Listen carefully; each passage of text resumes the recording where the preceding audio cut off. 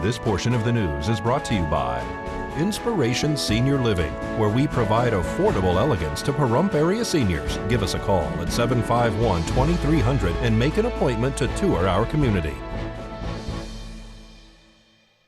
If left untreated, diabetes can cause many serious health-related complications, including kidney failure and blindness.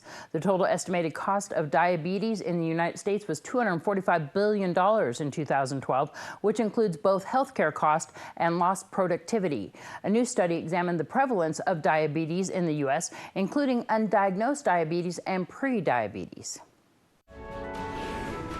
This health tip is brought to you by Desert View Hospital and Mountain Valley Physicians Group. Don't put your health on hold. We have time for you. Call us to schedule your appointment, 775-751-7100.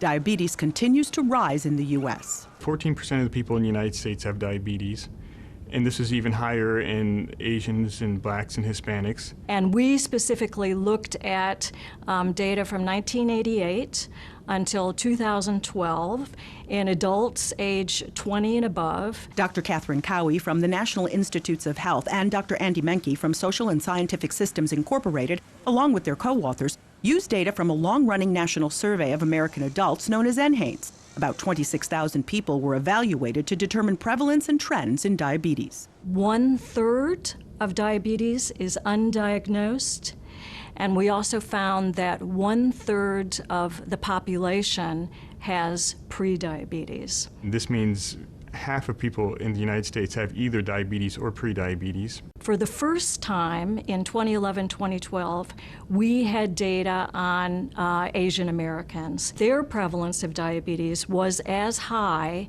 as it is in blacks and Hispanics, around 20% of the population. Up to 50% of Asians and Hispanics with diabetes were unaware that they had the condition. That's compared to about 1/3 with undiagnosed diabetes in the white and black populations. Diabetes continues to rise, and it continues to rise in all age and sex, race, ethnic groups, and in groups according to education and income. Catherine Dolf, The JAMA Report. Thanks so much, Catherine. Study authors say the high rate of diabetes in Asian Americans is occurring despite the fact that their body mass index, or BMI, is lower than the BMI in the general population. Richard Gomez has been arrested on felony domestic battery, burglary, and second-degree kidnapping charges after deputies were called to investigate a physical domestic. The Nye County Sheriff's deputies observed a female lying on the ground near a vehicle upon arrival. The woman was yelling, "I don't have the key," to a male identified as Gomez inside the vehicle, according to police. Gomez at one point allegedly dragged her from the vehicle and threw her to the ground, kicked her several times in the head, and also threw a glass bottle at her head, according to the report. Medics confirmed the lumps to the female's head, and Gomez was transported to the Nye County Sheriff's Office Detention Center, where he was booked. Bail has been set at $58,000. David Edward Mercer was sentenced to 182 days in jail and a $1,000 fine for crimes relating to the sexual abuse of a minor. He was charged with open and gross lewdness, a gross misdemeanor, as a result of a plea agreement. The deal was negotiated to prevent the victim from reliving the experience once again. Mercer's pled not guilty 2 years ago. The victim had to testify at that time. She is under the age of 14 years old.